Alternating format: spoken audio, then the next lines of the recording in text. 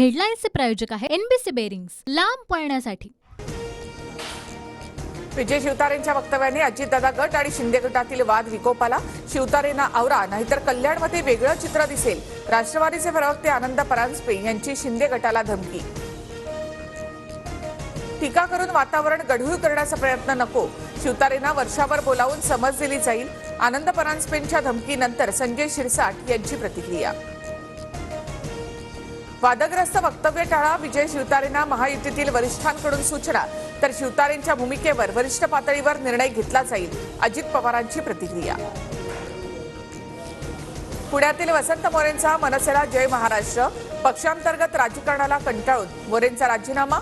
17 वर्षांची मनसेशी साथ सोडताना वसंत मोरेंना अश्रू अनावर। वसंत मोरेंच्या राजीनाम्यावर कुणीही बोलू नका, राज ठाकरेंचे पुणे शहर मनसेच्या नेत्यांना आदेश। साईनाथ बाबर आणि अजय शिंदेंचा प्रतिक्रिया देण्यास नकार।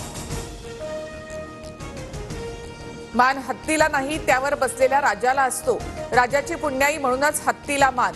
वसंत मोरेंच्या राजीनाम्यानंतर अविनाश जाधवांची पोस्ट चर्चेत। इतर पक्षांकडून सुद्धा मला ऑफर, पण पवारांसोबतच्या भेटीत कोणतीही राजकीय चर्चा नाही, वसंत मोरे यांच्याकडून स्पष्ट। तर येत्या 2-3 दिवसात राजकीय भूमिका जाहीर करणार, मोरेंची माहिती। आंबेडकरांची काँग्रेसला आघाडीची ऑफर। काँग्रेस वंचित मिळून भाजपला उद्ध्वस्त करू। काँग्रेसने वंचित सोबत मिळून जागा वाटपावर बैठक करावी, प्रकाश आंबेडकर यांचा खरगेंना पत्र। आम्ही महायुतीमध्ये आहोत की नाही हा संभ्रमाचा प्रश्न, बच्चू कडूंचा सूचक विधान। प्रत्येक मतदारसंघात 200 ते 300 तर राज्यामध्ये 2 ते 3 हजार उमेदवार उभे करणार, कडूंचा दावा। नाशिकमधून हेमंत गोडसेंना उमेदवारी। प्रभू श्रीरामांचा धनुष्यबाण आपल्याकडेच राहणार, गोडसेंना तिसऱ्यांदा लोकसभेमध्ये पाठवायचे। श्रीकांत शिंदेंकडून उमेदवारी जाहीर। नवनीत राणा फ्रॉड बाई, त्यांना जेलमध्ये जाण्याची तयारी त्यांनी करावी। राणांच्या जात प्रमाणपत्र प्रकरणावरून आंबेडकरांची टीका। तर मी चुकलो असल्यास आंबेडकरांनी मला सांगावं, रवी राणांची प्रतिक्रिया। मराठा आरक्षणासंदर्भात 2 आठवड्यात प्रतिज्ञापत्र सादर करण्याचे उच्च न्यायालयाचे आदेश। पुढील सुनावणी 10 एप्रिलला होणार।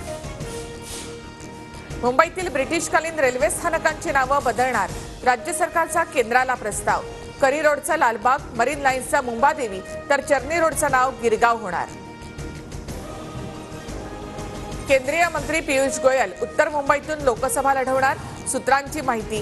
गोपाळ शेट्टी यांच्या जागेवर गोयल यांची उमेदवारी निश्चित झाल्याची माहिती। राहुल गांधींच्या भारत जोडो न्याय यात्रेचा धडाका आता महाराष्ट्रात। 17 मार्चला शिवाजी पार्कवर यात्रेची समारोपीय सभा। उद्धव ठाकरेंसह शरद पवारही उपस्थित राहणार।